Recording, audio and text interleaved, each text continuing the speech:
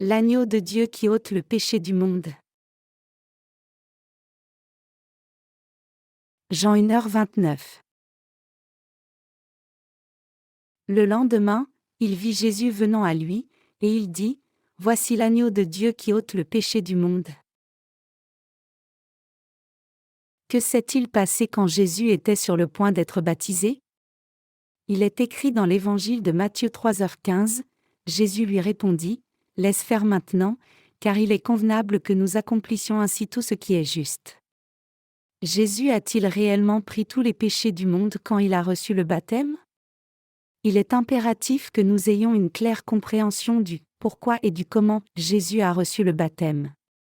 C'est alors seulement que notre foi sera ancrée fermement dans la parole de Dieu, et que nous pourrons recevoir la rémission des péchés qui lavera notre conscience et notre cœur absolument entièrement.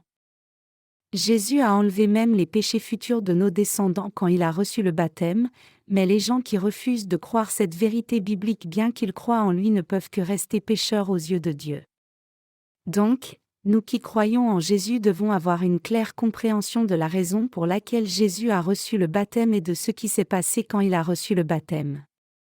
Il est écrit en Matthieu 3h13, « Alors Jésus vient de Galilée au Jourdain vers Jean, pour être baptisé par lui. » Pendant cette période, tous les descendants d'Aaron qui étaient de la tribu de Lévi devaient avoir 30 ans avant de pouvoir être souverains sacrificateurs. Et les Lévites étaient généralement en mesure de faire les tâches quotidiennes des sacrifices dans le lieu saint pour le peuple seulement quand ils avaient 35 ans. Mais pour être souverain sacrificateur, on devait avoir 30 ans, ce qui était l'instruction de Dieu. Tout comme cela, notre Seigneur devait recevoir le baptême quand il a eu 30 ans. C'est seulement après que Jésus ait reçu son baptême qu'il a posé la première pierre pour l'œuvre de salut qui a sauvé toute l'humanité des péchés. Avant cet événement, Jésus menait juste des œuvres personnelles et vivait une vie moyenne en s'occupant des affaires de sa famille. Mais quand il a eu 30 ans, Jésus a commencé son ministère de salut de l'humanité. Nous appelons cela la vie publique de Jésus, c'est-à-dire la vie pour le salut de toute l'humanité. Donc la question est, quelle est la toute première chose que Jésus ait faite pour sauver l'humanité du péché ? La réponse est recevoir le baptême de son serviteur choisi du nom de Jean-Baptiste. C'est le commencement de l'évangile de l'expiation des péchés pour l'humanité tout entière. Jésus était déterminé à recevoir le baptême de Jean-Baptiste à ce moment-là. Donc la question suivante est, qui est Jean-Baptiste ? Il n'est autre que le serviteur choisi de Dieu qui est venu 6 mois avant Jésus. Dieu a envoyé Jean-Baptiste 6 mois avant Jésus. Il est impératif que nous sachions cela, puisque cela nous dit que Dieu a fait arriver ces 2 grands événements dans ce monde afin de nous sauver, vous et moi et toute l'humanité des péchés. Une grand-mère qui conçoit un enfant et une vierge qui conçoit un enfant n'étaient autres que les œuvres spéciales de Dieu pour nous sauver des péchés. Notre Seigneur a préparé notre salut comme cela. Il a préparé cela afin de sauver l'humanité de tous ses péchés. Cet homme choisi appelé Jean-Baptiste qui a baptisé Jésus a aussi eu 30 ans. Donc la parole nous informe ainsi au sujet de cet homme. Parmi ceux qui sont nés de femmes, il n'en est point paru de plus grand que Jean-Baptiste, Matthieu 11h11. Jésus nous informait que, parmi ceux qui sont nés de femmes, Jean-Baptiste est le plus grand. J'enverrai Élie que j'ai promis d'envoyer, et c'est Jean-Baptiste même. Jean-Baptiste est le plus grand parmi ceux qui sont nés de toute femme. Dieu a établi ce Jean comme représentant de l'humanité et dernier souverain sacrificateur de l'Ancien Testament et de ce monde. Dans l'Ancien Testament, quand un souverain sacrificateur avait un fils, il recevait l'autorité et la position de souverain sacrificateur seulement à l'âge de 30 ans. Recevoir l'autorité et la position de souverain sacrificateur, c'était comme oindre un pasteur de nos jours. Le père devait oindre d'huile et poser ses 2 mains sur la tête de son fils, et quand son père enlevait ses mains, il transférait la responsabilité et l'autorité sur son fils qui faisait ensuite le sacrifice du jour de l'expiation pour les péchés d'une année dans le lieu saint en tant que représentant de tout son peuple. Pendant le temps de l'Ancien Testament, le souverain sacrificateur devait faire le sacrifice du jour de l'expiation le 10e jour du 7e mois.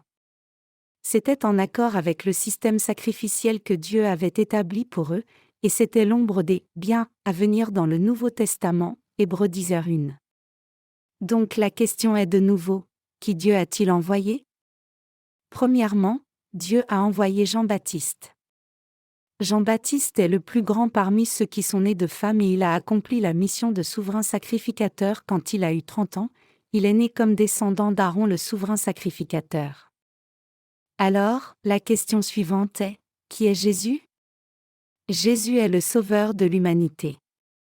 Puisque l'Ancien Testament a établi cette condition d'âge pour le souverain sacrificateur, de même cette condition d'âge dans le Nouveau Testament s'est appliquée aussi, et puisque l'Ancien Testament a établi l'œuvre du souverain sacrificateur en transférant les péchés des Israélites en une fois en imposant les mains le jour de l'expiation, Dieu devait envoyer Jean-Baptiste dans ce monde et lui confier le devoir sacerdotal, et Jésus devait aussi venir dans ce monde comme agneau sacrificiel, qui devait être offert à Dieu comme propitiation pour toute l'humanité. Donc Jésus a reçu le baptême de Jean-Baptiste. Je réalise que mon introduction est un peu longue. Mais restez avec moi s'il vous plaît car j'ai beaucoup à dire sur le sujet après cela. Qui est ce Jean-Baptiste en réalité? Est-il réellement le représentant de l'humanité ou pas? La Bible nous dit qu'il est effectivement le représentant de toute l'humanité. Lisons la parole de l'Évangile de Matthieu chapitre 11 versets 10 à 12 ensemble, car c'est celui dont il est écrit, « Voici, j'envoie mon messager devant ta face, pour préparer ton chemin devant toi. » Je vous le dis en vérité, parmi ceux qui sont nés de femmes, il n'en a point paru de plus grand que Jean-Baptiste. Cependant, le plus petit dans le royaume des cieux est plus grand que lui. Depuis le temps de Jean-Baptiste jusqu'à présent, le royaume des cieux est forcé, et ce sont les violents qui s'en s'emparent. Et au verset 13, car tous les prophètes et la loi ont prophétisé jusqu'à Jean. Maintenant, analysons cela. Notre Seigneur a dit qu'il n'est paru personne de plus grand que Jean-Baptiste parmi ceux qui sont nés de femmes. Que signifient ces mots? Parmi ceux qui sont nés de femmes, il n'en est point paru de plus grand que Jean-Baptiste réellement. Cela signifie que Jean-Baptiste est en fait le représentant de toute l'humanité. Si Aaron était le représentant de tous les Israélites, dans l'Ancien Testament, qui est alors le représentant de toute l'humanité dans l'Ancien Testament et le Nouveau Testament? Qui est le plus grand parmi ceux qui sont nés de femmes?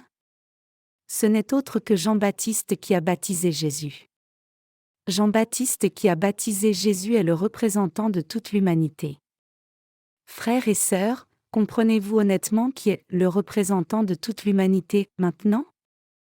Le président de notre pays visite actuellement des pays européens, n'est-ce pas? Que pensez-vous qu'il fasse dans ces pays? Ne développe-t-il pas des relations diplomatiques et ne signe-t-il pas des accords d'affaires et de telles choses en tant que représentant de notre pays? Faites-vous ces œuvres-là? Ou regardez-vous juste ce qu'il fait? Mais pour qui fait-il ce travail? Le président fait un discours dans chacun de ces pays et signe des accords réciproques et fait toutes ces œuvres importantes. Mais dites-moi, quand il signe ces accords, ne les signez-vous pas aussi? Quel est le nom de la coalition pour la coopération économique de 30 pays développés de ce monde? L'abréviation est-elle l'OCDE? Si le président va quelque part et signe pour rejoindre l'OCDE, alors vous et moi avons aussi signé pour rejoindre cette organisation. Dans ce pays, et je suis certain que pour le vôtre aussi, il y a un représentant de chaque province. De même, il y a un représentant pour nous en tant qu'humanité aussi.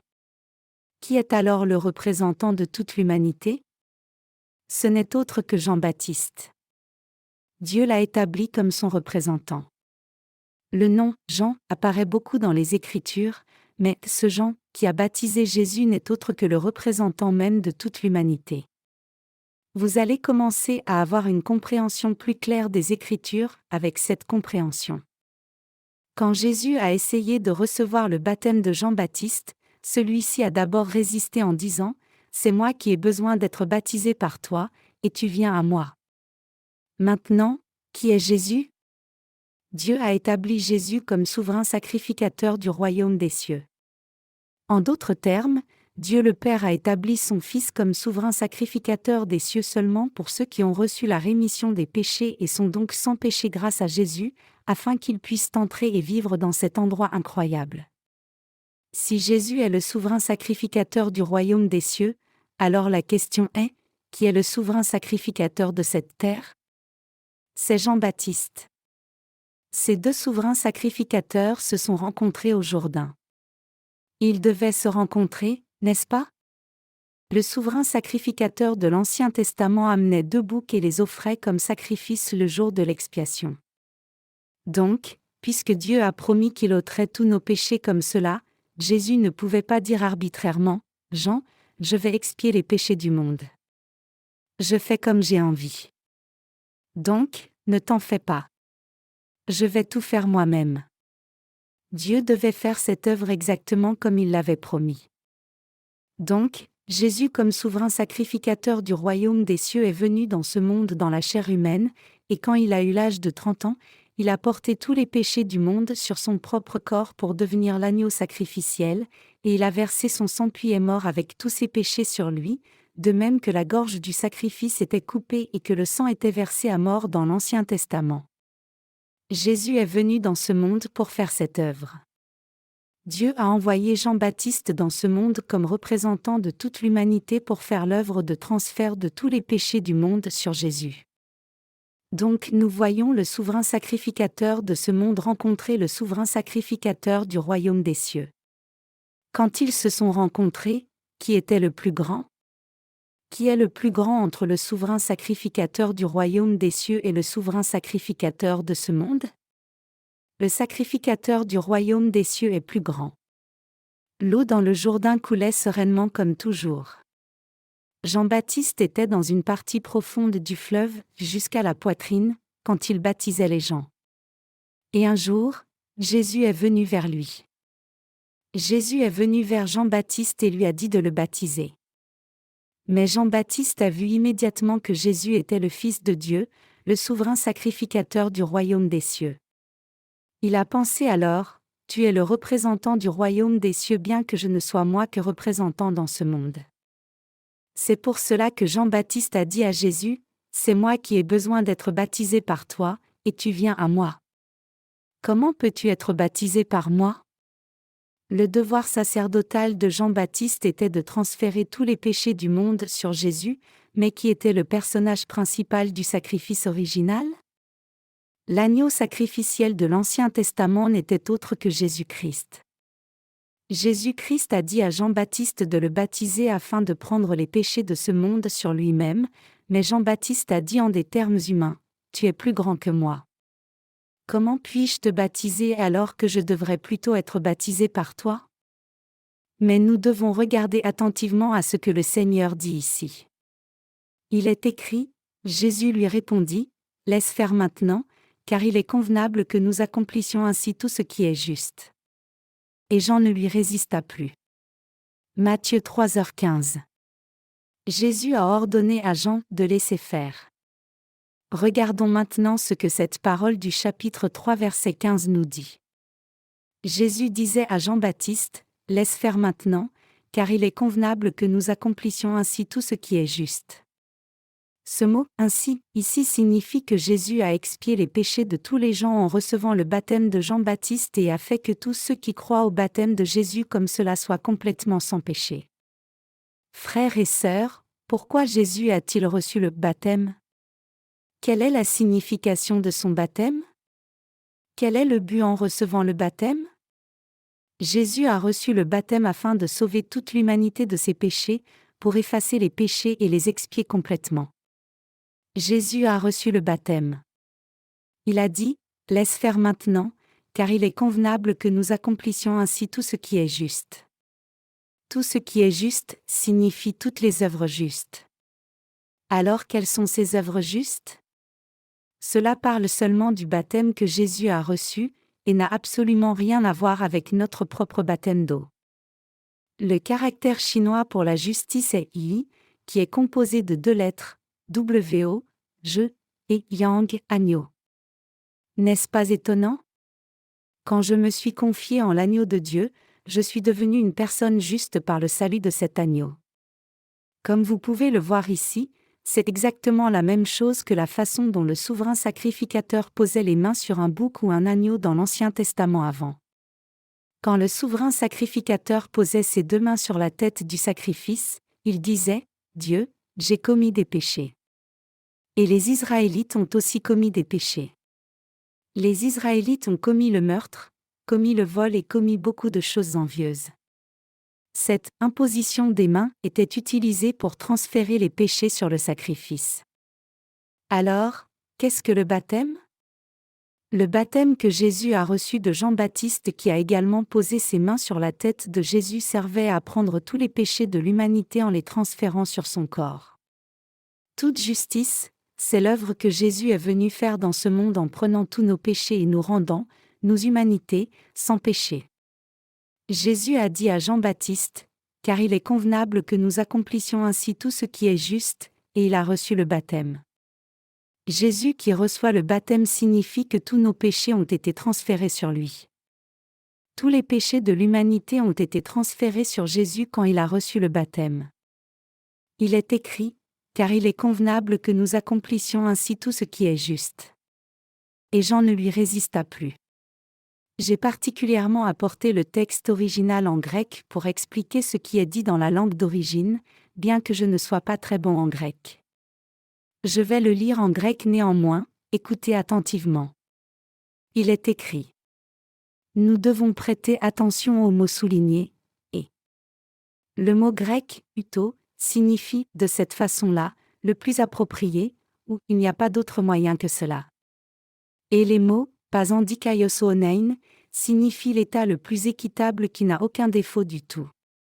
Donc, ce verset signifie que Jésus a pris tous les péchés de l'humanité irréversiblement sur lui de la façon la plus appropriée par son baptême qu'il a reçu de Jean-Baptiste. Il est dit que le fait que Jésus reçoive le baptême de Jean-Baptiste et que Jean-Baptiste baptise Jésus ainsi accomplit abondamment l'œuvre d'expiation de tous les péchés du monde, expiant les péchés du cœur de tout un chacun. Et Jésus a dit, il est convenable, prépo, d'accomplir cette œuvre abondamment en recevant le baptême pour que tous les gens, tous les pécheurs, tous les descendants d'Adam, deviennent complètement sans péché, et pour accomplir cette œuvre d'expiation de tous ces péchés justement et parfaitement sans aucun défaut, j'ai reçu le baptême de ta part et tu m'as baptisé. C'est donc convenable et suffisant pour accomplir toute justice et le ministère du salut qui rend tous les gens sans péché. C'est la signification du texte original. Jésus a-t-il reçu le baptême de Jean-Baptiste ? A-t-il reçu ou pas le baptême ? Il a effectivement reçu le baptême. Est-ce une histoire fabriquée que beaucoup de gens pensent ? Cela signifie-t-il qu'il ait reçu le baptême sans but particulier ? Non, certainement pas. Le Jourdain est connu comme le fleuve de la mort. Il y a un cantique qui dit, dans un doux moment, nous nous rencontrerons sur cette rive merveilleuse. Nous devons traverser le Jourdain pour rencontrer Jésus. Le ciel et l'enfer apparaissent seulement quand nous avons traversé ce fleuve de la mort. C'est un principe naturel que chacun naisse dans ce monde une fois et meurt une fois, et après cela vient le jugement. Nous devons donc mourir dans le Jourdain une fois, où Jésus a accompli toute justice en portant tous nos péchés et en mourant sur cette croix cruelle à notre place afin de nous faire entrer, nous qui croyons, dans le ciel sans faute. Il l'a accompli suffisamment. Il dit, car il est convenable que nous accomplissions ainsi tout ce qui est juste. En grec, accomplir, c'est proroser, qui signifie faire abondamment, remplir jusqu'au plein sans aucun manque. Cela signifie faire déborder quelque chose. Comme l'agneau sacrificiel de l'Ancien Testament recevait tous les péchés annuels des Israélites le 10e jour du 7e mois et effaçait complètement tous ses péchés sans qu'il n'en reste aucun, Jésus est pareillement venu dans ce monde et a accompli l'œuvre de salut de tous les gens suffisamment, il a sauvé toute l'humanité en recevant le baptême, une fois, pour prendre tous les péchés de l'humanité sur lui et porter tous ses péchés à la croix et versant son sang précieux à la croix.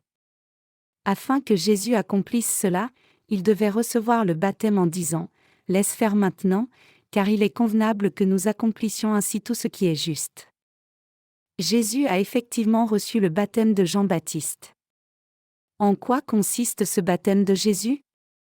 C'est prendre les péchés de toute l'humanité. Jésus est venu dans ce monde pour expier tous les péchés de l'humanité en tant qu'agneau de Dieu, comme la vraie substance du sacrifice de l'Ancien Testament. C'est pour cela que Jésus a reçu le baptême. Le fait que Jésus ait reçu le baptême signifie que le salaire de tous les péchés de l'humanité a été payé entièrement. Comme les Israélites recevaient la rémission de tous leurs péchés annuels accumulés le jour de l'expiation quand le souverain sacrificateur posait ses deux mains sur le bouc émissaire, de même Jésus, qui est l'alpha et l'oméga, est venu dans ce monde et a rendu les gens entièrement sans péché en prenant tous leurs péchés et les faisant placer sur lui en recevant le baptême. Ces péchés étaient ceux du commencement de l'humanité jusqu'à la toute fin. Cela signifie que toute la justice du salut de Dieu a été accomplie quand Jésus a payé le prix des péchés de tous les pécheurs en recevant le baptême et en versant son sang à la croix. C'est la justice même de Dieu. C'est la justice même de Jésus. Bien que notre justice soit comme la saleté, la justice de Jésus brille éternellement. Il est écrit en Jean 8h32, « Vous connaîtrez la vérité, et la vérité vous affranchira. » Jésus est la vérité, Jésus est le vrai sauveur. Il est le vrai chemin. Il est la vraie vie. Jésus a reçu tous nos péchés sur lui en recevant le baptême. Où cela est-il dit dans les Écritures? Les gens demandent souvent où il est dit dans les Écritures que les péchés du monde ont été transférés sur Jésus quand il a reçu le baptême. Le baptême de Jésus et l'imposition des mains dans l'Ancien Testament ont la même signification. L'Ancien Testament est l'ombre et la promesse, et le Nouveau Testament les a toutes accomplies. Est-ce pareil ou pas? C'est certainement pareil. Maintenant, quand nous lisons le livre de Josué chapitre 3, nous pouvons voir qu'après la mort de Moïse, Josué est devenu le nouveau dirigeant, et il a dirigé les Israélites de l'avant vers le pays de Canaan. Le premier défi qu'ils ont rencontré pour entrer dans ce pays était de traverser le Jourdain. Dieu a parlé à Josué de la traversée du Jourdain. Dieu a promis, les sacrificateurs qui portent l'arche poseront leurs pieds dans le Jourdain. Alors l'eau qui coule s'arrêtera soudainement et s'accumulera comme un mur d'eau, et le sol deviendra complètement sec, parce que l'eau qui coule vers la mer morte sera complètement interrompue.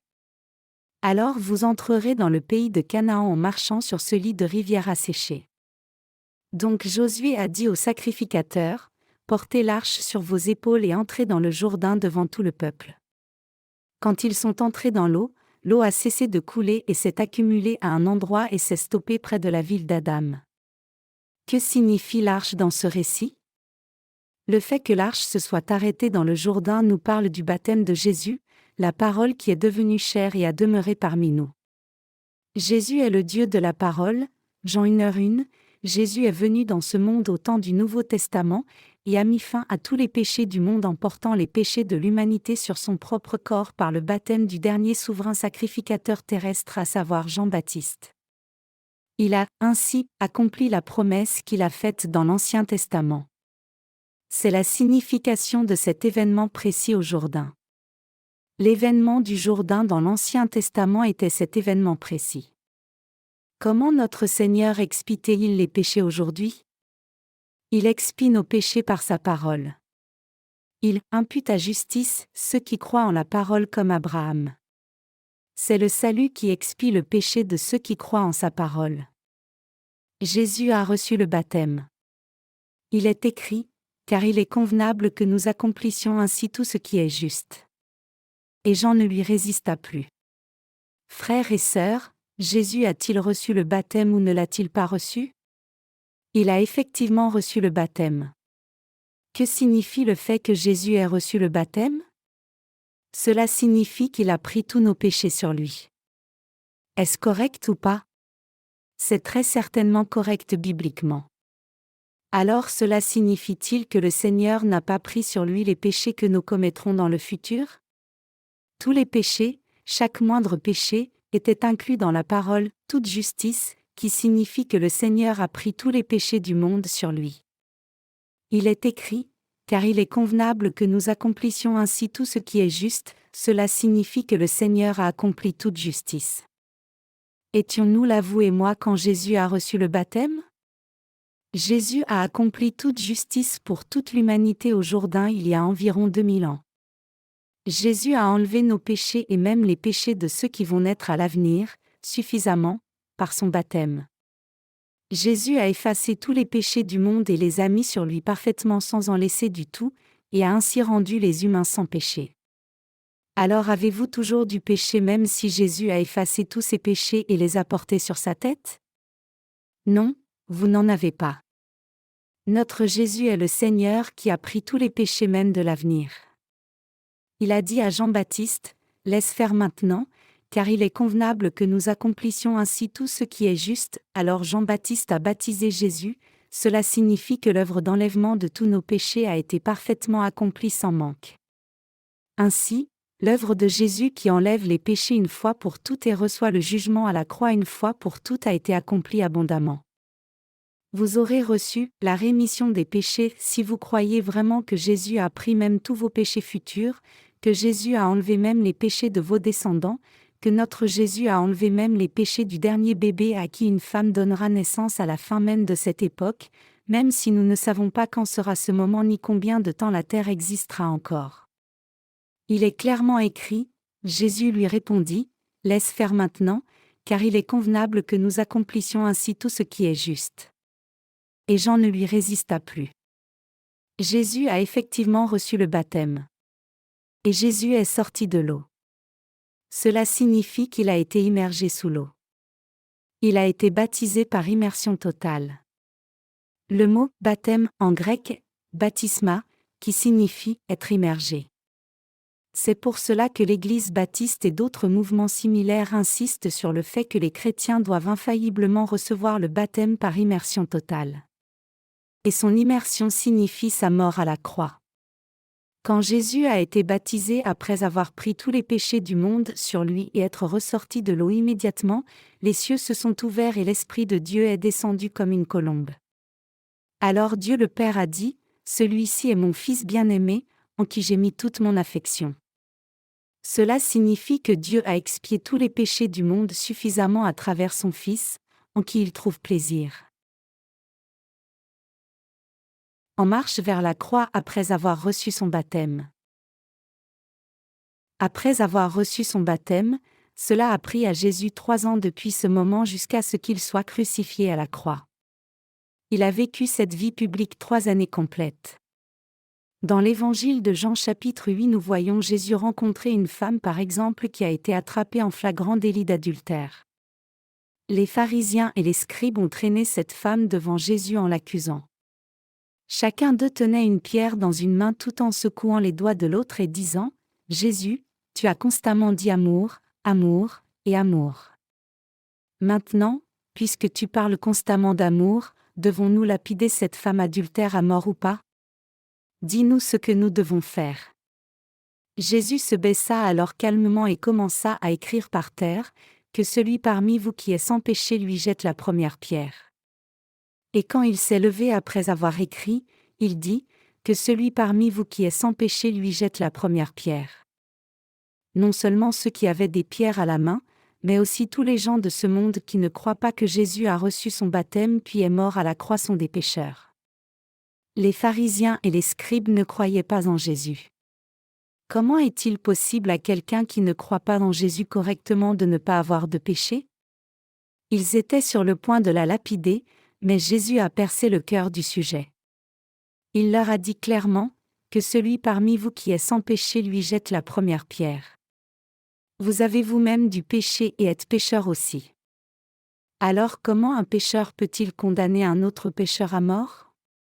Quand le Seigneur leur a clairement dit que quiconque parmi eux était sans péché jette la première pierre, en reconnaissant cela, ils ont doucement posé les pierres et sont partis, certains disant qu'ils devaient partir couper du bois pour le feu, et d'autres disant qu'ils devaient nourrir leurs vaches, donc ces accusateurs sont ainsi partis du plus âgé au plus jeune, comme si rien ne s'était jamais passé. Jésus s'est baissé une fois de plus et a écrit sur la terre, puis il s'est levé et a dit à la femme, « Moi non plus, je ne te condamne point. » Ce qu'il lui disait en réalité c'est que lui non plus ne pouvait pas dire qu'elle avait du péché. Pourquoi cela? Il disait, « J'ai pris tous tes péchés sur mon propre corps en recevant le baptême pour une pécheresse comme toi, parce que je savais que tu commettrais le péché comme cela dans le monde. J'ai des péchés sur mon corps non parce que j'ai commis un péché, mais je suis obligé de prendre ces péchés et de recevoir le jugement légal pour sauver un tel pécheur que toi. Je dois recevoir ce jugement de Dieu le Père. » C'est ce que notre Seigneur disait par « Femme, moi non plus je ne te condamne point. » Nous humains ne pouvons que commettre bon nombre des 12 sortes de péchés inscrits dans la Bible chaque jour jusqu'à expirer. Est-ce vrai ou pas? C'est très certainement vrai. Êtes-vous confiant pour ne plus jamais pécher à partir de maintenant? Non. Vous ne pouvez que commettre des péchés parce que vous avez des manquements. Il n'y a aucun moyen que vous ne commettiez aucun péché jusqu'à votre dernier souffle. C'est la raison pour laquelle notre Seigneur a accompli toute justice. Jésus a pris tous nos péchés sans faute en recevant le baptême et nous a rendus sans péché. Jésus a reçu son baptême qui a pris tous les péchés de l'humanité entière. Et quand il est sorti de l'eau, Dieu le Père a dit, « Mon Fils a expié tous vos péchés. Il est mon Fils en qui je prends plaisir. » Mon Fils en qui je prends plaisir n'a jamais commis aucun péché, et bien que mon Fils soit votre Créateur et Dieu et Seigneur, il est devenu votre propre Sauveur. Donc, notre Dieu le Père a élevé Jésus à la plus haute place de ce monde. Dieu a élevé son Fils à la plus haute place. Dieu lui a fait recevoir la plus grande gloire. Le Fils de Dieu a obéi à la volonté de Dieu en expiant les péchés de tous les gens de ce monde, et a reçu son baptême selon sa volonté. C'est pour cela que Dieu le Père a dit, « Celui-ci est mon Fils bien-aimé, en qui j'ai mis toute mon affection. » Jésus a porté tous nos péchés sur lui en recevant le baptême et à travers cet acte nous a sauvés de tous nos péchés.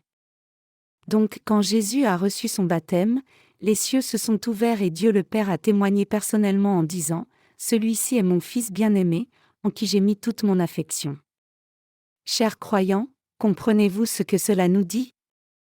Quand Jésus a reçu son baptême, il a dit à Jean-Baptiste, « Laisse faire maintenant, car il est convenable que nous accomplissions ainsi tout ce qui est juste. » Alors Jean-Baptiste le laissa faire. Croyez-vous que Jésus a pris tous les péchés de l'humanité, y compris tous vos péchés sur lui en recevant son baptême de Jean-Baptiste? Croyez-vous que les péchés qui étaient présents en vous depuis que vous avez été conçus dans le ventre de votre mère et les péchés que vous avez commis de votre naissance à 10 ans, 20 ans, 30 ans, tous les péchés que vous avez commis jusqu'à maintenant, ont été transférés sur Jésus?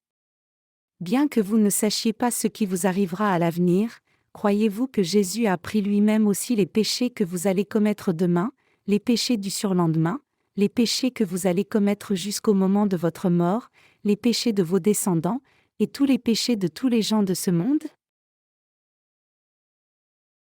Voici l'agneau de Dieu qui ôte le péché du monde. Regardons la parole de l'Évangile de Jean chapitre 1 directement au verset 29. Il est écrit, « Le lendemain, il vit Jésus venant à lui, et il dit, « Voici l'agneau de Dieu qui ôte le péché du monde. » Un jour après que Jésus ait été baptisé par Jean-Baptiste, beaucoup de gens étaient assemblés autour de Jean. Et Jésus passait près de Jean-Baptiste le lendemain de son baptême. Alors Jean-Baptiste l'a reconnu et a crié d'une voix forte, « Voici l'agneau de Dieu qui ôte le péché du monde. » Jean-Baptiste a transféré les péchés de ce monde sur Jésus un jour avant au Jourdain. Et le lendemain du baptême de Jésus, quand Jésus passait devant Jean, il a témoigné fortement devant les gens en disant, « Voici l'agneau de Dieu qui ôte le péché du monde. Il a porté les péchés du monde. Il est le Fils de Dieu notre Sauveur, la propitiation pour toute l'humanité. Il est le Sauveur qui a fait l'expiation de tous nos péchés. » Chers croyants, nous devons comprendre ce qu'est le péché du monde réellement. Nous devons comprendre ce que le péché du monde signifie littéralement exactement tel que c'est écrit dans la parole de Dieu. Les péchés du monde sont les péchés que nous commettons depuis le moment où nous sommes conçus dans le ventre de notre mère jusqu'au moment de notre mort, les péchés que nous commettons alors que nous respirons dans ce monde jusqu'au moment de notre mort.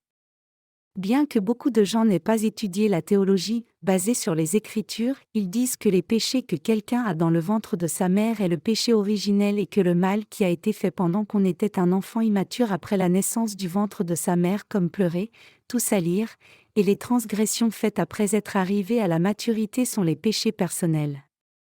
Ils essaient de diviser les choses comme cela, mais nous devons savoir que les Écritures ne séparent pas les péchés comme cela. Puisque Dieu est grand, il dit que tous les péchés que vous avez commis depuis le moment où vous avez été conçus dans le ventre de votre mère jusqu'au moment de votre mort sont tous les péchés du monde, et vous devez accepter cela. Les péchés du monde que Jésus a apportés sont très différents de notre perspective sur le péché. Notre perspective est si étroite. Alors, que dit notre Dieu? Il dit juste le péché du monde, comme il est écrit, voilà l'agneau de Dieu qui ôte le péché du monde. S'il en est ainsi, Jésus a-t-il enlevé les péchés du monde ou pas? Il a effectivement enlevé tous les péchés du monde. Il a enlevé les péchés du monde, n'est-ce pas? Il est impératif que nous définissions le concept de cette parole correctement. Voici l'agneau de Dieu qui ôte le péché du monde. Avant que je ne sois vraiment né de nouveau, j'interprétais ce passage avec ma pensée charnelle comme ceci, voici. L'agneau de Dieu qui ôte le péché du monde? Quel péché du monde est-ce puisque je n'ai encore commis aucun péché dans l'avenir? Donc j'interprétais cela comme, voici. L'agneau de Dieu qui ôte mon péché originel. J'interprétais comme cela moi-même et le lisais comme cela en changeant la parole des Écritures pour correspondre à mes circonstances. Donc, mes péchés ne pouvaient pas être expiés peu importe combien j'essayais fort de les éradiquer. Vous êtes peut-être toujours le même que j'étais, même si vous avez reçu la rémission des péchés que vous avez commis jusqu'à aujourd'hui, vous serez de nouveau un pécheur demain si vous commettez de nouveau le péché. C'est pour cela que vous devez recevoir la rémission des péchés encore et de nouveau encore et encore. C'est juste impossible d'expier tous vos péchés de cette façon. Qu'est alors le péché du monde? Êtes-vous ou pas une personne de ce monde? Vous êtes effectivement une personne de ce monde? Sinon, êtes-vous un alien? Même s'il y avait des aliens, ce seraient aussi des gens du monde. Nous sommes des gens qui vivons dans ce monde que Dieu a créé du commencement et jusqu'à la fin. Même les apôtres ont reçu le salut en croyant en Jésus il y a environ 2000 ans. Abraham et David ont reçu la rémission des péchés en croyant que Jésus allait venir et expirer tous leurs péchés. Ésaïe le prophète a écrit, « Cependant, ce sont nos souffrances qu'il a portées, c'est de nos douleurs qu'il s'est chargé. » Ésaïe 53, 4, et « Car tu as jeté derrière toi tous mes péchés. » Ésaïe 38, 17. Dieu le Père a jeté tous nos péchés sur le dos de son Fils.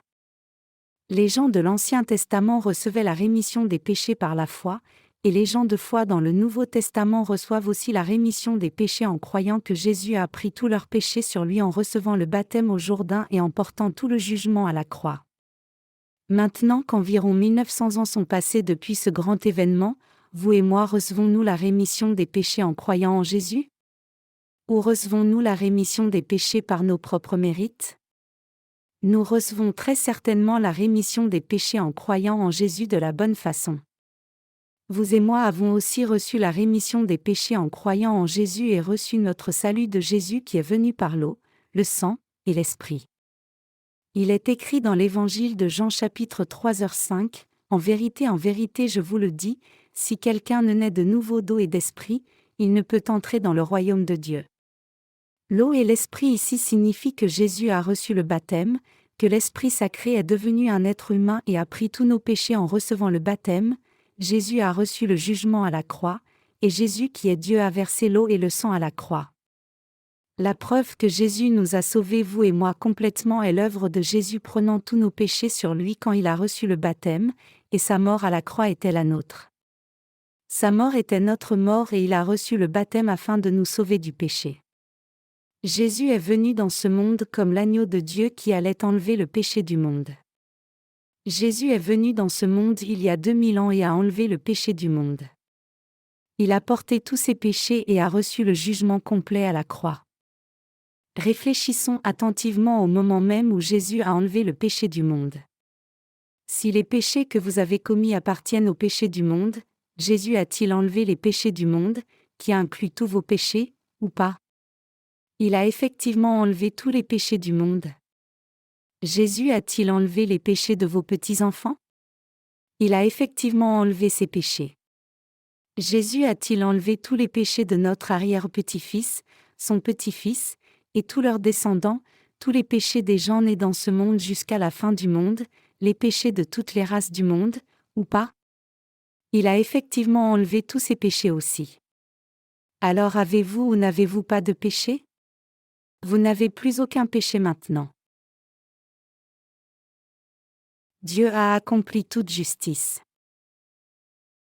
Il est écrit, car le salaire du péché c'est la mort, mais le don gratuit de Dieu c'est la vie éternelle en Christ Jésus notre Seigneur, Romains 6h23. Le salaire du péché c'est la mort, mais en dépit de cela Jésus a pris tous nos péchés sur lui. Donc, la seule chose qui lui restait à faire était de mourir à la croix. Il a reçu le jugement à notre place selon la loi de Dieu qui déclare, le salaire du péché c'est la mort. Jésus est-il mort à la croix, ou pas? Il est effectivement mort à la croix. Il a crié, attaché à la croix, tout est accompli, juste avant de rendre son dernier souffle. Jésus a tout accompli.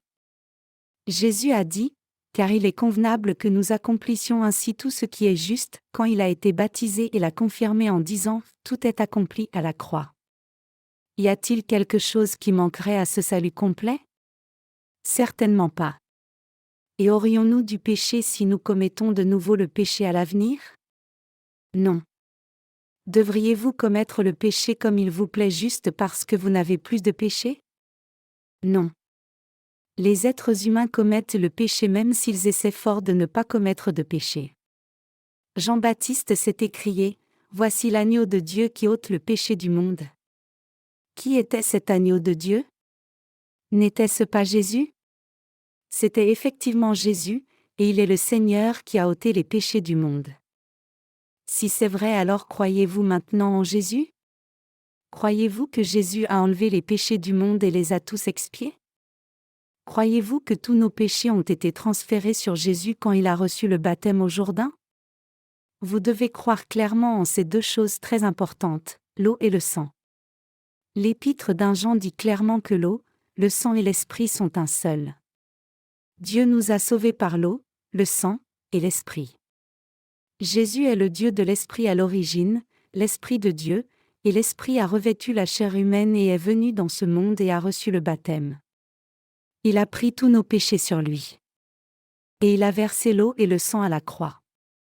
Il a reçu le plein jugement. Il nous a ainsi sauvés, vous et moi, complètement. Si jusqu'à maintenant nous avions cru sans avoir une claire compréhension du salut complet de Jésus, et si nous ne sommes pas certains d'avoir reçu la rémission des péchés, alors nous avons appris de façon incorrecte et notre foi en Jésus est fausse. Dans l'évangile de Matthieu chapitre 3 verset 15, Jésus dit juste avant de recevoir le baptême, « Car il est convenable que nous accomplissions ainsi tout ce qui est juste », Jésus a pris tous nos péchés sur lui en étant baptisé puis a porté tous nos péchés à la croix. C'est la vérité biblique. Tous nos péchés ont été transférés sur Jésus.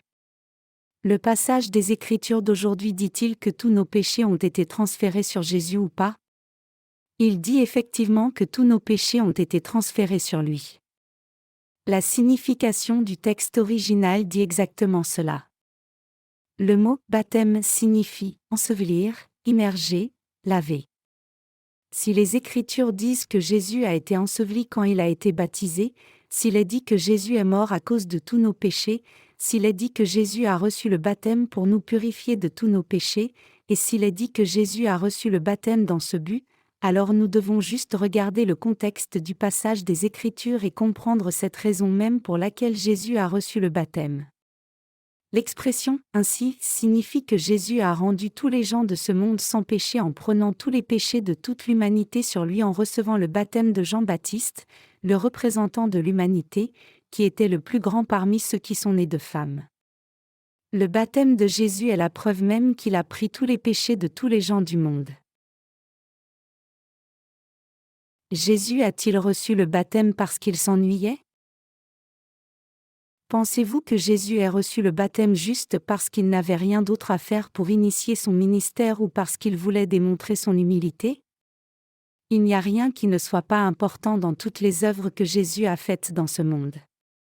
Elles sont toutes importantes. Jésus a reçu le baptême et est mort à la croix afin de nous sauver vous et moi, et pour nous délivrer de tout péché. Dans quel passage des Écritures Dieu dit-il que Jésus aurait juste reçu le baptême parce qu'il est humble ou qu'il a reçu le baptême pour donner l'exemple lui-même pour nous? Si quelqu'un demande la raison pour laquelle Jésus a reçu le baptême par imposition des mains, alors ma réponse sera « pour porter tous les péchés du monde sur son corps ». Ainsi, en Matthieu 3h15 nous en donne la raison. Cela nous explique la raison. Il est dit que Jésus a reçu le baptême de Jean-Baptiste et que Jean-Baptiste a baptisé Jésus afin d'accomplir toute justice. Il convient que Jésus reçoive le baptême afin d'accomplir toute justice, et c'était juste et correct que Jésus expie tous nos péchés en recevant le baptême. Est-ce vrai ou pas vrai? C'est clairement la vérité biblique. Si c'est ce que la parole du Saint-Esprit signifie, alors vous devez croire cela.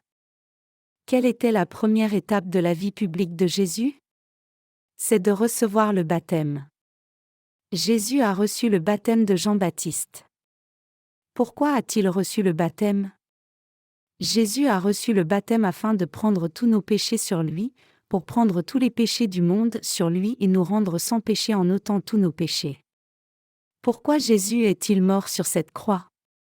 Il est mort sur la croix pour recevoir le plein jugement à notre place, et pour expier ainsi tous nos péchés.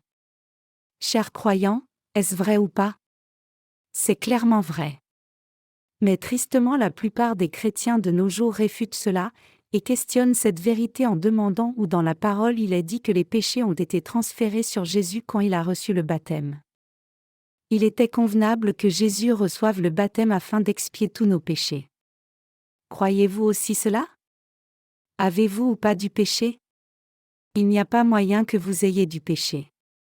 Il n'y a pas moyen que vous ayez du péché si vous connaissez et croyez en Jésus correctement. Cependant, la plupart des chrétiens aujourd'hui croient encore fermement qu'ils ont seulement reçu la rémission de leurs péchés passés, et essaient fort de recevoir la rémission de leurs péchés présents et futurs en faisant des prières de repentance chaque jour et en essayant de vivre droitement. En bref, ils essaient fort d'arriver à la sanctification en menant une vie vertueuse. Et de plus cela devient encore plus difficile d'être sanctifié quand les gens vieillissent. Les gens deviennent plus impatients et leur caractère devient aussi pire avec le temps qui passe. Alors qu'est-ce donc que la sanctification en ce monde? Les Écritures disent-elles que nous allons au royaume des cieux avec les péchés qui disparaissent si nous essayons de devenir sanctifiés? Il est écrit, parce qu'en lui est révélée la justice de Dieu par la foi et pour la foi, selon qu'il est écrit, le juste vivra par la foi, Romains 1h17.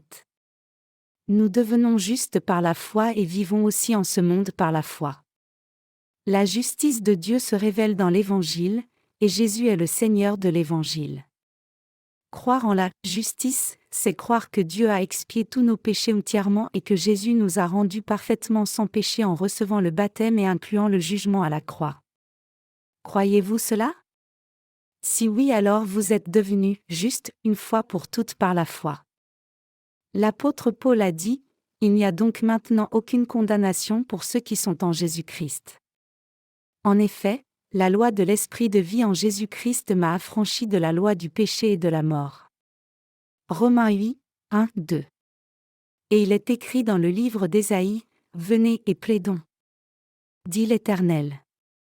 Si vos péchés sont comme le cramoisi, ils deviendront blancs comme la neige, s'ils sont rouges comme la pourpre, ils deviendront comme la laine. » Ésaïe 1h18.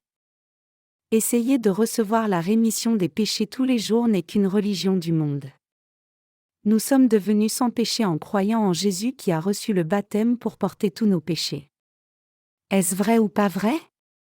Si Jésus n'avait pas reçu le baptême, il n'y aurait pas de moyen que nous soyons sans péché. La dette peut-elle être payée juste en déclarant qu'elle est payée sans que quelqu'un ne la paye effectivement? Jésus le Seigneur et le Sauveur ne sont-ils que des mots? Jésus ne nous a pas sauvés seulement par des mots. Jésus, Dieu, a effectivement revêtu la chair humaine et est venu dans ce monde. Il s'est abaissé. Il est venu dans ce monde sous la forme humaine et a reçu le baptême afin de sauver toute l'humanité des péchés. Il n'a pas dit cela seulement des lèvres. Le Seigneur a reçu le baptême pour prendre tous nos péchés sur lui puis il est mort à la croix pour nous délivrer de la mort. Jésus a été crucifié à mort sur cette croix pour les péchés du monde. Donc, le Seigneur n'est pas devenu notre Sauveur juste en simples mots, mais il est réellement devenu notre Sauveur et Seigneur. Jésus est notre Sauveur et Seigneur. L'histoire du poteau électrique. Je vais raconter une histoire amusante. Il y avait deux frères il y a longtemps qui étaient très ignorants. Le frère aîné travaillait loin dans une grande ville pour gagner de l'argent. Le jour du Thanksgiving approchait donc il est rentré et a retrouvé son jeune frère. Cela faisait longtemps que les frères n'avaient pas gravi la montagne derrière leur maison, donc ils ont décidé de le faire puisque c'était les vacances. Il n'y avait pas beaucoup de poteaux électriques avant que le plus grand frère ne parte, mais depuis beaucoup de poteaux électriques avaient été plantés. En tout cas, il y avait des panneaux placés sur chaque poteau électrique qui disaient « Attention aux feux sauvages ». Vérifiez régulièrement l'extincteur. Attention aux feux jour et nuit. Mais ces deux frères étaient illettrés. Ils reconnaissaient juste les mots noirs comme de l'écriture et le fond blanc comme de la toile. Ces frères ne savaient pas la signification de ces panneaux d'avertissement. Il y avait beaucoup de feux de forêt dans cette montagne et le chef du secteur risquait de perdre son travail si un feu arrivait encore. Puisque les feux sauvages étaient si nombreux en ce temps sec d'automne, ils avaient mis les panneaux partout. Maintenant que ce grand frère rentré d'une grande ville portait un beau costume avec une cravate et des chaussures brillantes, le jeune frère pensait que son frère aîné était génial. Le jeune frère pensait que son grand frère saurait ce qui était marqué sur les panneaux puisqu'il venait d'une grande ville. Alors pendant qu'il montait, le jeune frère a demandé à son frère aîné, « Grand frère, que disent ces mots là-bas? Qu'est-il dit sur le panneau placé sur ce poteau électrique? » Attention au feu était écrit sur ce panneau. Mais, le grand frère était aussi illettré et il n'en savait rien non plus. Il n'avait jamais rien appris et n'avait jamais passé la porte d'entrée d'une école élémentaire. Mais puisque le plus grand frère était allé dans la grande ville depuis des années et venait de rentrer, le grand frère avait l'air bien aux yeux du jeune frère, bien que le grand frère n'ait pas eu l'air si bien que cela aux yeux des gens. Aux yeux de son jeune frère, le grand frère avait l'air d'une bonne personne qui savait toujours tout, qui ne manquait de rien, et qui avait des points puissants. Le frère aîné avait vraiment de l'orgueil en tout. Donc, quand le jeune frère a demandé au frère aîné, « Grand frère, qu'est-ce que ça dit ?» Le grand frère a regardé avec arrogance, mais ne comprenait rien. Il pensait, « Qu'est-ce qu'on peut en savoir honnêtement toi et moi puisque nos pères et mères ne nous ont même pas envoyés à l'école élémentaire ?» Le grand frère a regardé le panneau et a compté les mots doucement. Le panneau disait « Attention au feu » et avait 3 mots. Habituellement les gens qui sont illettrés ont un esprit vif et c'était le cas du grand frère. Alors le grand frère a dit au jeune frère, « Petit frère, répète après moi. » Cela dit, le poteau électrique. Ce panneau dit que c'est un poteau électrique. Le jeune frère pensait, « Ouah, mon grand frère est fort. J'ai honte de ne pas avoir appris à lire et à écrire, mais je devrais apprendre ce mot, poteau électrique, maintenant que mon frère me l'apprend précisément. » Il a compté les mots et cela correspondait exactement au mot « le poteau électrique ». Puis quand ils poursuivaient leur chemin, autre chose est apparue. Cette fois le panneau disait « Faites attention au feu ». Donc le jeune frère a de nouveau demandé au grand frère ce que signifiait ce panneau puisqu'il y avait 4 mots maintenant. Il a demandé « Grand frère, qu'est-ce que ça dit ?» Le grand frère a pensé « Oh cela ?» Cela dit « Encore le poteau électrique ». Il a compté les mots et cela correspondait parfaitement. Il a dit à son jeune frère avec arrogance « Petit frère, répète ce que je dis, encore le poteau électrique. Tu comprends? Tu as vu le poteau électrique avant, oui? Donc il est de nouveau là. C'est pour cela qu'il est dit, encore le poteau électrique. C'est correct ou pas? Le jeune frère se sentait bien et pensait, ouah, mon grand frère est fantastique. Et il continuait de dire, encore le poteau électrique, encore le poteau électrique, encore le poteau électrique, jusqu'à ce que le prochain poteau électrique ne paraisse. Alors qu'il continuait à monter, il y avait un autre poteau électrique et un autre panneau. Que disait le panneau cette fois-ci? Il y avait 5 mots qui disaient « Attention au feu, feu, feu ». Que pouvait-il dire maintenant qu'il devait dire quelque chose qui correspondait à « poteau électrique » pour que ce soit consistant? Le grand frère réfléchit attentivement et dit « Le poteau électrique répétitif encore et encore », puisque le poteau électrique n'arrêtait pas d'apparaître à plusieurs reprises. Il dit au jeune frère « Petit frère, cela dit, le poteau électrique répétitif encore et encore ». Le jeune frère ayant compté les mots avec les doigts pensa « Le poteau électrique répétitif encore et encore est exactement juste. » Ouah! Mon frère est fort. Donc ils ont continué à monter et un autre poteau électrique est apparu. Qu'y avait-il sur le poteau électrique cette fois-ci? Il était dit « Attention au feu jour et nuit » et le plus grand frère dit au jeune frère « Le poteau électrique répétitif encore et encore et encore. » Bien sûr, c'est une histoire inventée. Mais cela nous rappelle les enseignements présomptueux des faux enseignants disant que l'on reçoit la rémission des péchés juste en faisant des prières de repentance. Les pasteurs aveugles spirituellement enseignent leur assemblée dogmatiquement sans connaître la vérité. Aux yeux de leurs croyants, ces pasteurs aveugles spirituellement semblent de grands hommes de foi qui connaissent tout.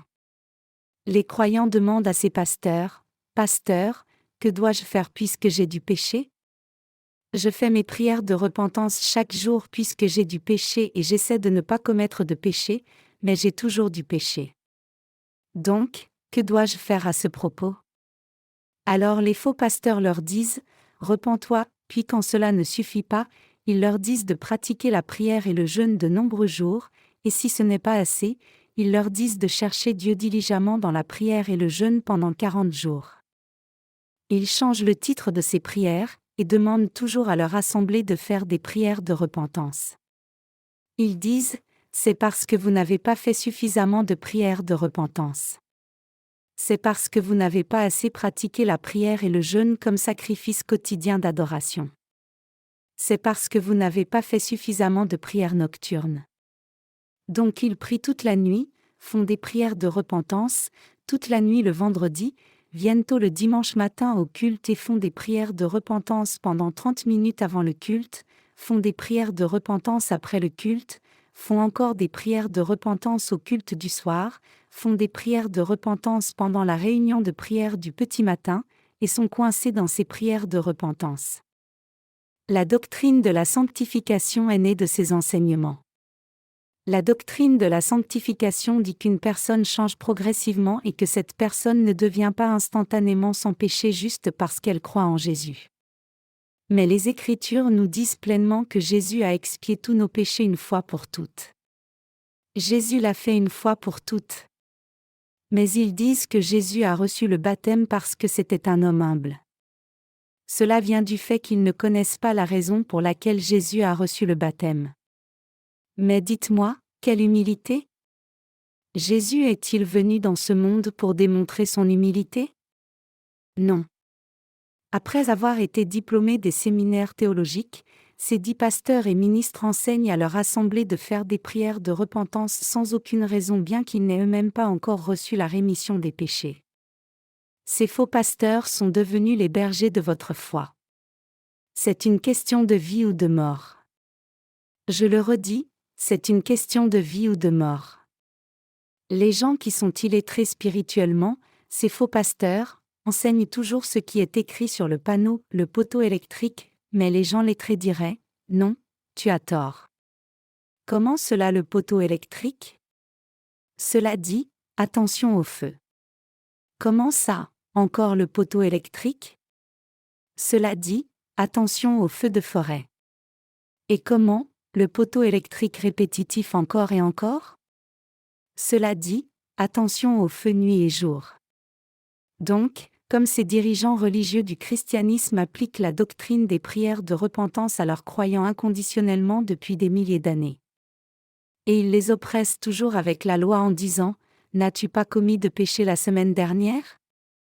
Faisons des prières de repentance avant de commencer le culte. Ils forcent leurs croyants déprimés à faire des prières de repentance à chaque fois qu'ils s'assemblent. Qui est Jésus? Jésus a lavé les pieds de Pierre. Pourquoi Jésus a-t-il lavé les pieds de Pierre? Jésus a lavé les pieds de Pierre pour qu'il ne soit pas trompé par le diable.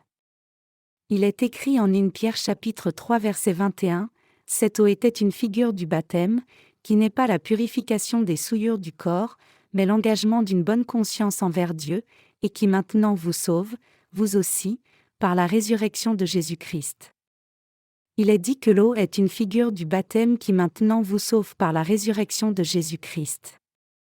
Qu'est-ce que c'est une figure du baptême? Cela signifie quelque chose qui est préfiguré par ou identifié avec un ancien symbole ou type, comme une figure dans le Nouveau Testament qui a sa contrepartie dans l'Ancien Testament. En bref, cela signifie la vraie substance elle-même. Jésus a pris tous nos péchés sur son corps en recevant le baptême, donc sa mort à la croix était le vrai jugement pour nos péchés.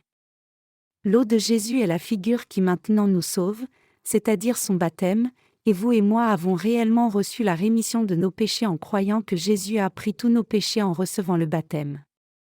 Donc, ces deux ministères de Jésus ont accompli l'expiation de nos péchés. 1 Jean 5, 5-7 nous dit que cela a été accompli par l'eau et le sang. Il nous est dit que ce n'est pas seulement par l'eau ou seulement par le sang, mais que cela a été accompli par l'eau et le sang et l'Esprit. Jésus le vrai Dieu est venu dans ce monde dans la chair humaine et a reçu le baptême et le plein jugement à la croix, pour pouvoir donner l'autorité à chacun de devenir son enfant, à quiconque croit réellement cela. Est-ce écrit dans les Écritures ou pas? C'est effectivement clairement marqué dans les Écritures. Lisons tous maintenant 1 Pierre chapitre 1 versets 22 à 25 ensemble, ayant purifié vos âmes en obéissant à la vérité pour avoir un amour fraternel sincère, aimez-vous ardemment les uns les autres, de tout votre cœur, puisque vous avez été régénérés, non par une semence corruptible, mais par une semence incorruptible, par la parole vivante et permanente de Dieu. Car toute chair est comme l'herbe, et toute sa gloire comme la fleur de l'herbe. L'herbe sèche, et la fleur tombe, mais la parole du Seigneur demeure éternellement. Et cette parole est celle qui vous a été annoncée par l'Évangile. Chers croyants, la parole, dans le passage précédent est-elle l'Évangile ou pas? Cela désigne l'Évangile. C'est l'Évangile même qui nous sauve. La parole de Dieu déclare-t-elle qu'il nous a sauvés en recevant le baptême ou pas? Elle dit effectivement cela. Vous avez obtenu le salut si vous croyez cette parole. Croyez-vous? Vous êtes nés de nouveau non par des semences qui sont corruptibles, et non par les émotions, et même pas par une sorte de volonté de vous-même. Alors comment êtes-vous nés de nouveau? Nous sommes nés de nouveau par la parole. Nous sommes nés de nouveau, non par une semence corruptible mais incorruptible, par la parole de Dieu qui vit et demeure éternellement. Et cette parole est toujours avec nous. Il est dit que la parole de Dieu nous a sauvés entièrement. Il est écrit, « Et la parole a été faite chair et a demeuré parmi nous, et nous avons contemplé sa gloire, une gloire comme la gloire du Fils unique venu du Père, pleine de grâce et de vérité. » Jean 1h14. La parole de Dieu dit que le Seigneur nous a effectivement sauvés par l'eau, c'est-à-dire le baptême de Jésus et son sang à la croix. Nous recevons le salut en croyant la parole. Croyez-vous la parole? Lisons le livre de Tite chapitre 3 versets 5 à 7. Il nous a sauvés, non à cause des œuvres de justice que nous aurions faites, mais selon sa miséricorde, par le baptême de la régénération et le renouvellement du Saint-Esprit, qu'il a répandu sur nous avec abondance par Jésus-Christ notre Sauveur, afin que, justifiés par sa grâce, nous devenions, en espérance, héritiers de la vie éternelle.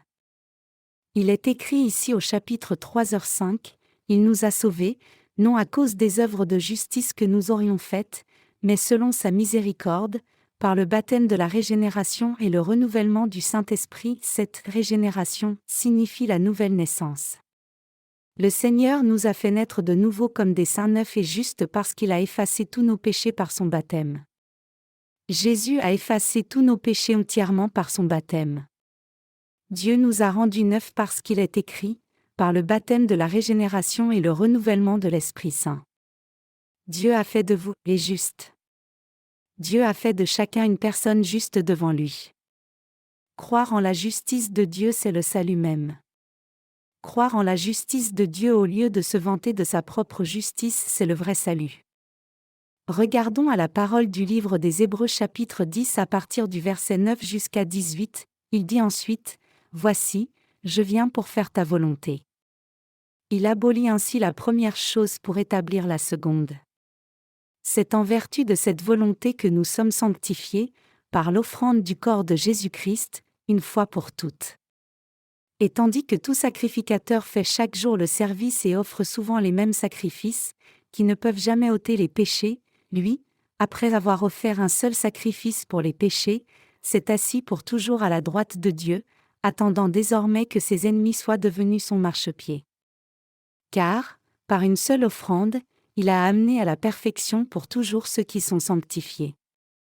C'est ce que le Saint-Esprit nous atteste aussi, car, après avoir dit, « Voici l'alliance que je ferai avec eux, après ces jours-là, dit le Seigneur, je mettrai mes lois dans leur cœur, et je les écrirai dans leur esprit, » il ajoute, « et je ne me souviendrai plus de leurs péchés ni de leurs iniquités. » Or, là où il y a pardon des péchés, il n'y a plus d'offrande pour le péché. Il est dit au verset 18, « Or, là où il y a pardon des péchés, il n'y a plus d'offrande pour le péché, et cela signifie qu'il n'y a plus besoin d'offrir de sacrifice pour nos péchés. » Jésus le Fils de Dieu est venu dans ce monde accomplir la volonté de Dieu. Les Écritures disent, « Ce que Dieu veut, c'est votre sanctification » 1 Thessaloniciens 4h3. Jésus a reçu le baptême à notre place et est mort à la croix afin de nous rendre sans péché. Il est aussi écrit, il abolit ainsi la première chose pour établir la seconde. Hébreux 10h9. La vraie sanctification ne pouvait pas s'accomplir par la loi, en faisant des prières de repentance, par les efforts humains, par les bonnes œuvres ou aucune sorte de volonté humaine. Elle ne pouvait s'accomplir même en prenant la résolution d'y arriver au risque de notre propre vie. Mais Jésus a personnellement accompli cette vraie sanctification. Il ôte le premier sacrifice parce que la sanctification ne pouvait s'obtenir par la loi, par les bonnes œuvres, ou quelque effort humain. Donc qu'a-t-il fait? Jésus nous a sanctifiés par son salut. Il est écrit, c'est en vertu de cette volonté que nous sommes sanctifiés, par l'offrande du corps de Jésus-Christ, une fois pour toutes. Nous avons été sanctifiés signifie que nous avons reçu la rémission des péchés. Nous l'avons effectivement reçu. Cela signifie, par cette volonté, Jésus-Christ a expié tous nos péchés une fois pour toutes et nous qui croyons avons reçu le salut une fois pour toutes par la foi à travers l'offrande du corps de Jésus-Christ une fois pour toutes.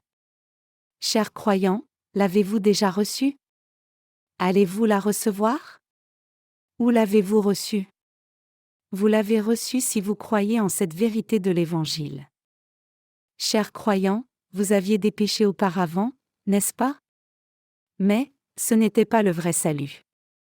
Dieu a appelé des ouvriers dans sa vigne et leur a confié différentes tâches, et certains sont venus à 9h du matin et d'autres à midi, et d'autres encore même à 5h du soir, quand le travail était presque fini. Mais qu'est-il arrivé à tous?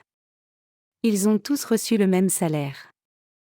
Chers croyants, que nous ayons commencé à croire en Jésus quand nous avions 1 an, que nous étions dans le ventre de notre mère, quand nous avions 20 ans, ou quand nous avions 60 ans, la vraie signification c'est que le Seigneur nous a fait croire en Jésus pour nous faire recevoir cette chose précise, le vrai salut. Que nous ayons cru en Jésus depuis 10 ou 100 ans, cela ne peut pas être la justice dans la présence de Dieu. Il nous a sauvés parfaitement une fois pour toutes.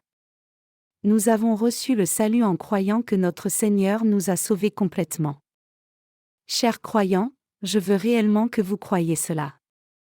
Christ a-t-il offert le sacrifice éternel pour nos péchés, ou pas? Jésus-Christ a pris tous les péchés du monde en recevant le baptême et les a portés à la croix. Et il est mort à la croix après avoir crié « Tout est accompli ». Il a accompli toute justice une fois pour toutes. 3 jours après être mort sur la croix, Jésus est ressuscité et a témoigné pendant 40 jours, et il est maintenant assis à la droite du trône de Dieu le Père. Il ne travaille donc plus puisqu'il est maintenant assis à la droite du trône de Dieu. Il ne fait plus l'œuvre d'expiation des péchés. Il ne fait plus l'œuvre d'expiation des péchés parce qu'il a expié tous les péchés une fois pour toutes. Nous devons maintenant faire l'œuvre dans notre position humaine. Quel genre d'œuvre devons-nous faire? Nous devons faire l'œuvre de croire. Nous recevons le salut de Dieu maintenant en croyant au salut que Jésus a accompli pour nous une fois pour toutes. C'est par la foi. Chers croyants, croyez-vous? Jésus ne peut pas vous donner la rémission des péchés tous les jours. Essayer de recevoir la rémission des péchés chaque jour, c'est la même chose que crucifier Jésus à la croix chaque jour. Si vous dites que vous avez toujours du péché même après avoir cru en Jésus, vous l'insultez en fait. C'est le péché de blasphème contre le Saint-Esprit. Il est écrit, « Voici l'alliance que je ferai avec eux, après ces jours-là, dit le Seigneur, je mettrai mes lois dans leur cœur, et je les écrirai dans leur esprit. » Maintenant, avez-vous reçu la rémission de vos péchés? Croyez-vous en l'évangile de l'eau et de l'esprit? Avez-vous ou pas du péché alors? Maintenant je veux que vous réfléchissiez profondément à cela. Pensez-vous que vous avez du péché ou pas? Vous n'avez pas de péché, d'accord? Avez-vous ou pas du péché dans votre cœur? Vous n'avez aucune trace de péché dans votre cœur. Comment pouvez-vous avoir du péché alors que tous vos péchés ont été transférés sur Jésus? Comment pouvez-vous avoir des péchés puisqu'ils ont tous été transférés? C'est la réalité. Après le jour où j'ai cru en la rémission des péchés, après avoir cru que mes péchés avaient été transférés sur Jésus par son baptême, que Jésus était mort à la croix, qu'il était mort à ma place, et qu'il était ressuscité à ma place, le Seigneur Dieu m'a dit, « Je mettrai mes lois dans leur cœur, et je les écrirai dans leur esprit. » Alors, qu'est-ce que la loi de Dieu? C'est la loi de l'amour. C'est la loi qui dit, « Je t'ai sauvé. » Donc je professe maintenant, « Seigneur, tu m'as sauvé par l'eau et le sang. » Croyez-vous aussi cela dans votre cœur? Il est dit que Dieu écrira cela dans leur esprit. Est-ce écrit dans votre cœur? C'est l'évangile primitif. Je veux que vous vainquiez ce monde et receviez le salut en croyant en cet évangile-là. Témoignez de l'eau du baptême que Jésus a reçu et de son sang à la croix, et du Seigneur ressuscité des morts comme notre Seigneur, c'est l'évangile primitif ou originel. La seule foi qui peut vaincre ce monde est la foi qui croit en cet évangile primitif ou originel.